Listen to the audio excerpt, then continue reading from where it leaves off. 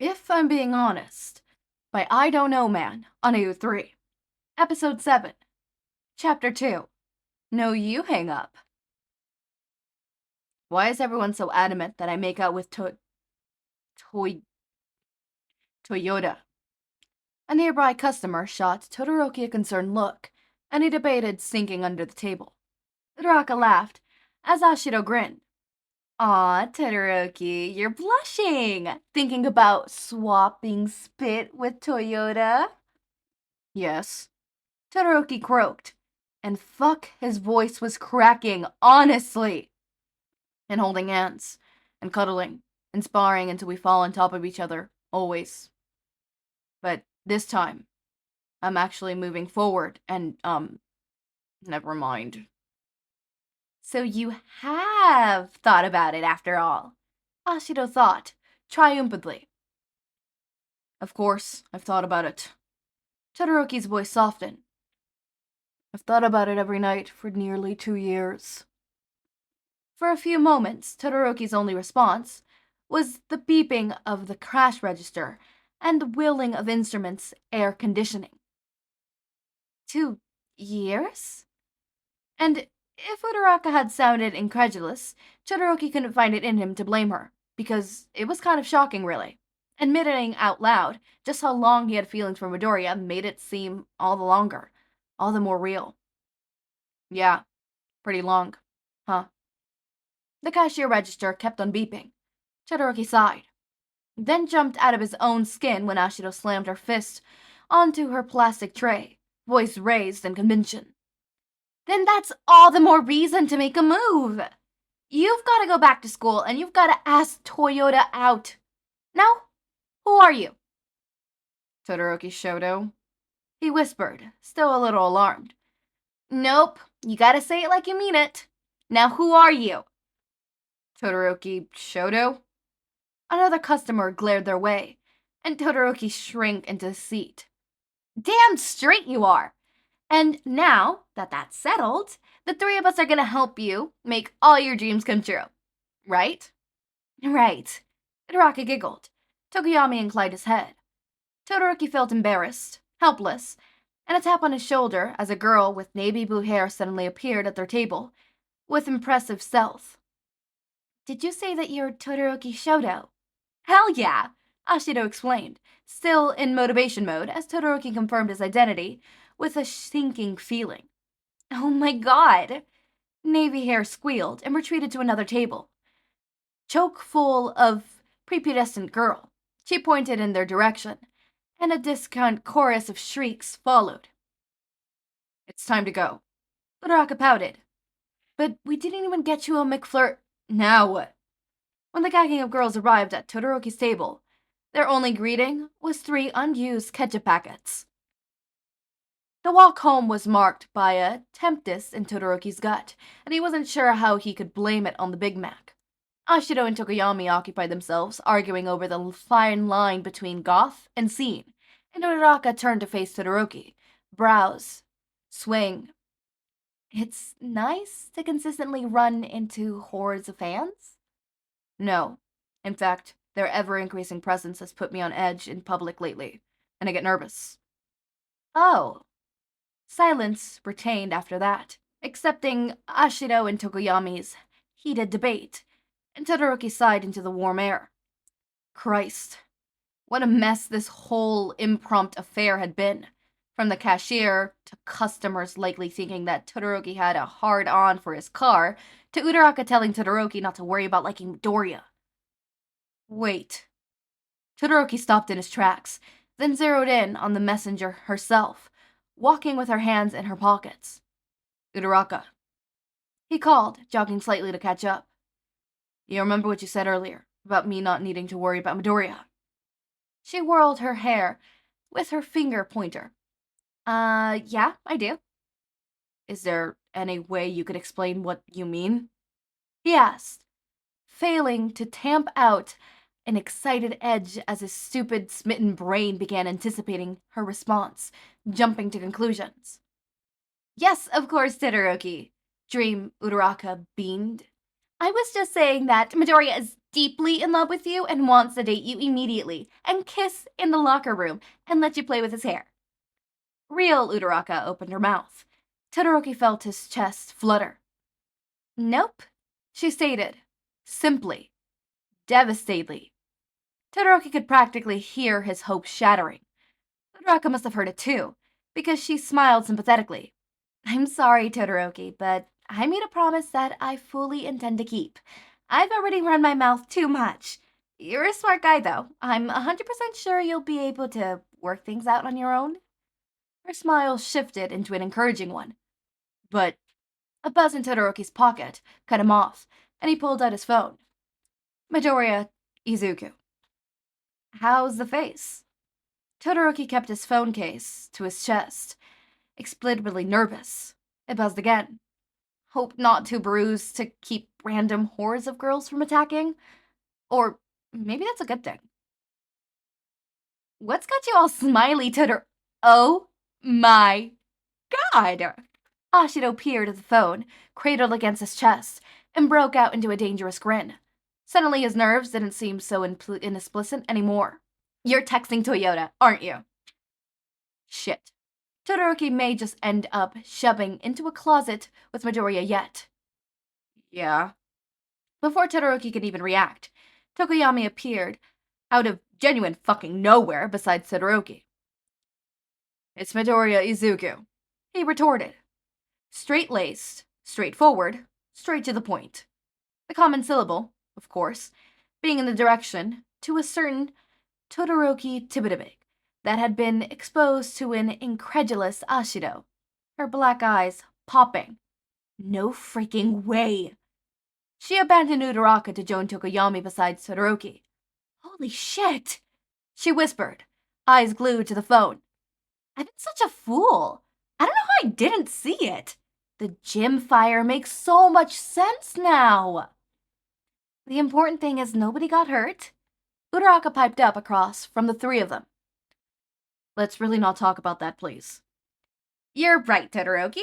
There are more important things to attend to, like the fact that Twitter heartthrob himself bats for another team. I think we should take a moment of silence for all the heartbroken of Todoroki's fangirls. Ashido stated solemnly. Tokoyami bowed his head in respect. Uraraka missed the entire point by laughing, and Todoroki just stood helplessly, the conversation completely out of his control.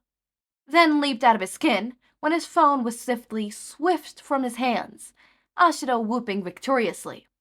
I'm gonna text him, she sang, and fear drenched Todoroki's very core. Don't, he pleaded, desperately. Do, she retorted, mercilessly. Now, which pickup line should I send him? The appendage one or the Band-Aid one? I enjoyed the Band-Aid one. Tokoyami voided, and Todoroki knew it was only a matter of seconds before his most valued friendship lay in shambles. It was pure adrenaline then that made him lunge, pure survival instinct that made him grab for his phone, fight as Ashido was typing. Ashido, damned her, dodged, holding the phone behind her back and cradling. Todoroki lunged again, seemingly to the right, then changed to the left at the last moment. With a loud smack, he took hold of the top of the phone. That was a well-executed feint, Tokoyami praised. The predator squawked, but maintained her grip. Todoroki yanked at the device. Christ, was Uraraka literally on the ground laughing in the background? Yanked with all his might. I'm trying to help you, Ashido gasped, eyes twinkling a bit too much for her intention to be merely authoristic. And I don't want to be helped by talking like Kaminari. Ashido snorted at that, losing focus just enough for Todoroki to concentrate all his strength into one final tug. The phone, he'd gotten it back. Todoroki released a huge sigh of relief and stuffed it into his pockets. Then stifled a muffled, disemboweled voice trickled from his phone. Hello? Swearing under his breath, Todoroki pulled out the godforsaken device. A full screen photo of a smiling Midoriya affronted him, along with the knowledge that he must have accidentally dialed Midoriya up during the struggle with Ashido. Fucking hell. Couldn't the universe cut him a single break? Shouto, are you there? Yup. His voice squeaked out on the wrong side of puberty, and Uraraka fell back down onto the street. Shouto? Ashido mouthed, wagging her eyebrows suggestively. Todoroki's cheeks glowed red. Of course they'd be able to hear Midoriya talking. Oh no, the accidental butt dial. Oh my god, I love that trope. Oh my god. Okay, I'm sorry. I don't know what's gotten into me. I'd like to state an apology. I have not been myself lately. Actually, no, I'm not apologizing. My boyfriend loves this side of me. I have this unrunning joke. I have 2 unrunning jokes, but I'm gonna say one because the other one is private. Private because it's our thing. It's our thing. Okay, it's our thing. Anyways, okay, so as I was saying, I'm sorry, I'm emotional. I'm on my period. Okay. Okay.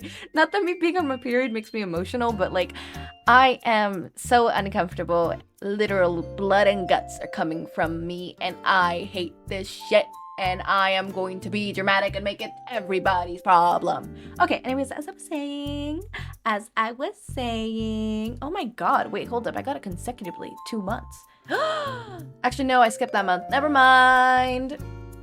2 months skip, and now it's back. Oh my god. I'm the Virgin Mary. I'm carrying Jesus in me. Ignore the fact that my guts are spilling out. That's just... That's just a side effect of carrying Jesus.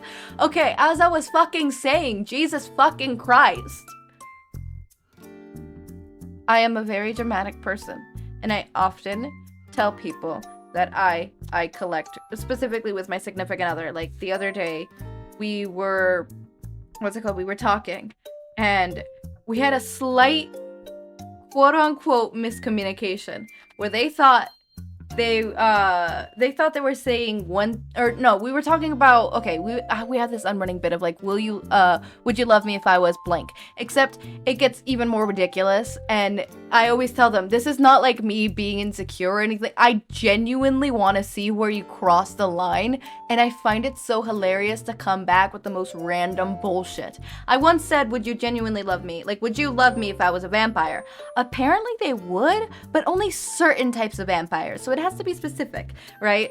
And it's like, okay, so I can't be immortal. Okay. Would you love me if I was the moon? If I was a moon spirit, they would love me. If I was the moon itself and couldn't communicate with them, they wouldn't love me. But if I could communicate with them, they would love me. If I had Elmo's voice, they would not love me. Which is understandable. Elmo's voice they said that Elmo's voice can be annoying. So like, that's understandable, I guess.